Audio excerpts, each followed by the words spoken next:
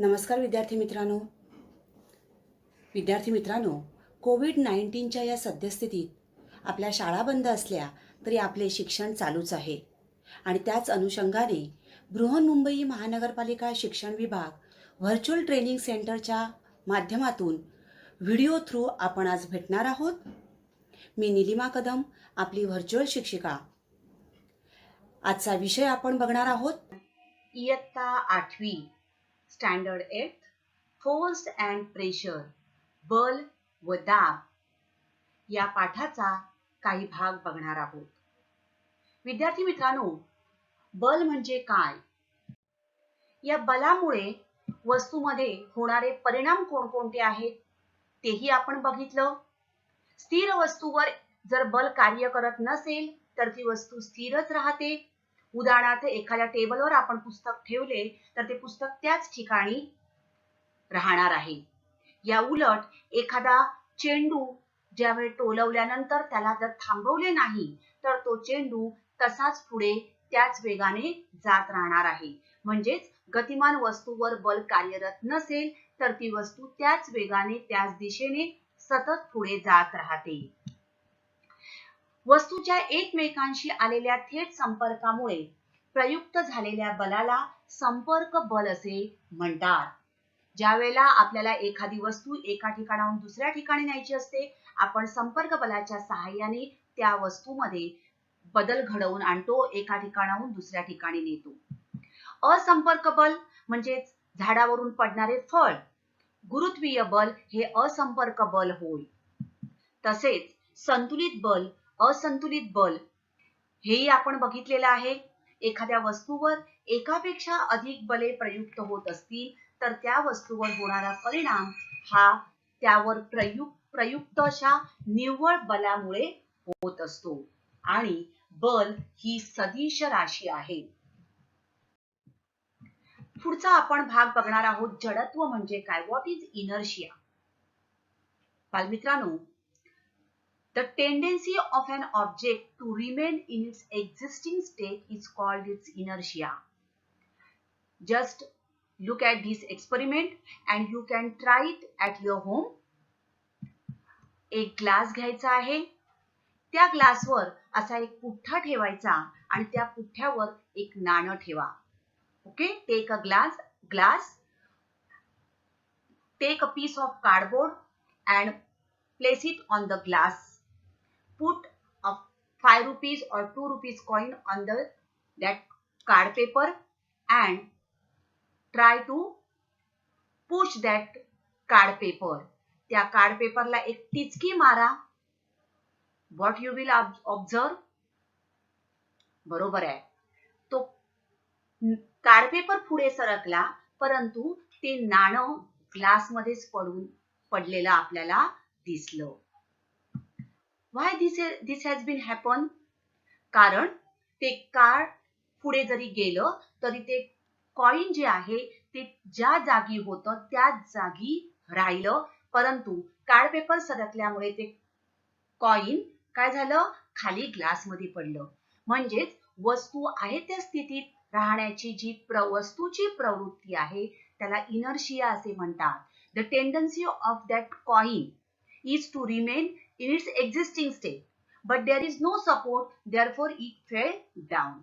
So this is called inertia.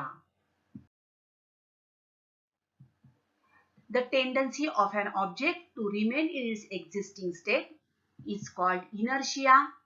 See this one more example. You just try this glass, card paper and coin experiment and see what is inertia. आता बाहेरून बल प्रयुक्त न केल्यास स्थिर स्थितीतील वस्तू स्थिर स्थितीत त्या ठिकाणीच राहते. उदाहरणार्थ, ह्या टेबलवर आपण पुस्तक ठेवलं तर ते त्याच ठिकाणी राहिलेलं आपल्याला दिसून येतं. परंतु एखादी वस्तू जर गतिमान असेल तर त्या गतिमान स्थितीतील वस्तू सुद्धा गतिमान स्थितीतच राहते. An object in motion remains in the state of motion in the absence of an external force, but An object in stationary state remains in the same state. आता या जडत्वाचे 3 प्रकार आहेत. पहिला आहे विराम अवस्थेतील जडत्व, inertia of the state of rest. गतीचे जडत्व, इनर्शिया ऑफ मोशन. आणि दिशेचे जडत्व, inertia of direction. Inertia of the state of rest, विराम अवस्थेतील जडत्व आपण बघूया.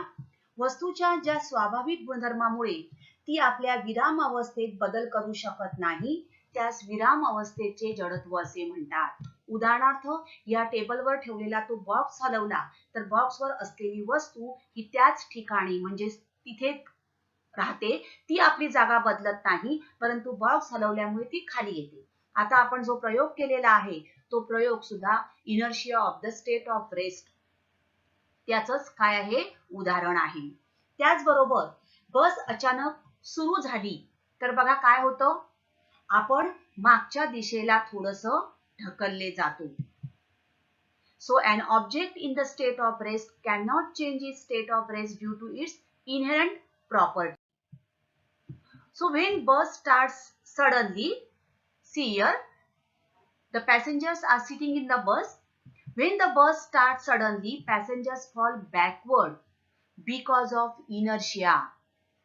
So the passengers tends to remain in the state of rest even if the bus had started moving.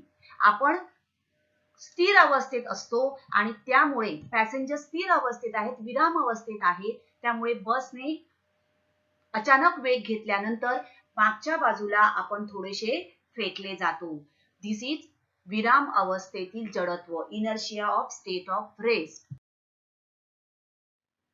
झाडावरून जेव्हा आपण फांदी हलवतो, फांदी हलवल्यानंतर काय होतं, फळं खाली पडतात. कारण काय होतं, फांदी हलवल्यानंतर फळं जी आहेत ती काय होत आहेत, त्याच अवस्थेत आहेत, त्यामुळे ती त्या ठिकाणीच खाली पडतात. सतरंजी झटकल्यानंतर धुळीचे कण खाली पडून ती स्वच्छ होणे. Dust particles are in the state of rest, but when you beat the carpet they also get some motion and that dust particles started falling off from the carpet. गतीचे जडत्व, वस्तूच्या ज्या स्वाभाविक गुणधर्मामुळे गतिमान अवस्थेत बदल होऊ शकत नाही त्यास गतीचे जडत्व असे म्हणतात.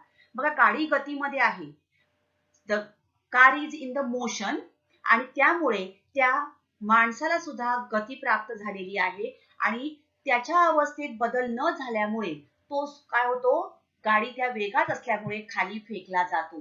The inherent property of an object due to which its state of motion can not change. He is in the motion, his state of motion can not change and therefore he falls down. This is the inertia of motion. वेळेला bus अचानक थांबली तर काय होतं, प्रवासी पुढच्या दिशेने फेकले जातात. ती बस अचानक थांबली, परंतु बस जेव्हा चालू असते, बस चालू असताना त्या प्रवाशांना सुद्धा ती गती प्राप्त झालेली असते, त्यामुळे बस अचानक थांबली तर प्रवासी पुढच्या दिशेने फेकले जातात. This is the inertia of motion. त्याचबरोबर विजेचा फिरणारा पंखा बंद केला तर तो काही काळ तसाच फिरत राहतो, कारण त्याला सुद्धा गती प्राप्त झालेली असते आणि म्हणूनच revolving electric fan continues to revolve even after it is switched off. तुम्ही हे उदाहरण तुमच्या रोजच्या जीवनामध्ये सुद्धा बघितलेलं असेल. This is inertia of motion. दिशेचे जडत्व, inertia of direction. The inherent property of an object due to which the object cannot change the direction of its motion is called directional inertia. चिखलातून जाणारं हे चाक जेव्हा असतं त्यावेळेला तिचे चिखलाचे कण आहेत ते सुद्धा त्याच दिशेने आपल्याला फिरताना दिसतात. This is inertia of direction. The mud sticking to the wheel flies off tangentially due to inertia of direction. अशा प्रकारे जेव्हा सुरीला धार काढली जाते, तुम्ही बघितलं असेल तर त्याचे जे स्पार्क्स जे आहेत ते अशाच प्रकारे आपल्याला त्या दिशेनेच पुढे जाताना दिसून येतात. When a knife is sharpened by placing it on a rotating iron disc, sparks move away tangentially from the rim of the wheel. लंब दिशेने ते स्पार्क्स आपल्याला जाताना दिसून येतात.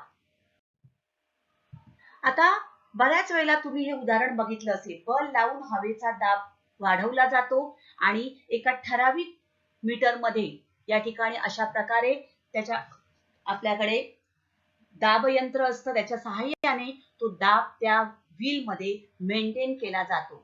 सायकलच्या चाकामध्ये सुद्धा अशा प्रकारे हवा भरली जाते. मग बल आणि दाब यांचा काही संबंध आहे का? दाब खिळा जेव्हा आपण ठोकतो त्यावेळेला बघा त्याचं जे चपटं टोक आहे ते वर असतं आणि टोकदार भाग जो आहे तो लाकडाच्या ठिकाणी ठेवून वरून आपण खिळ्याने त्याच्यावर ठोकतो.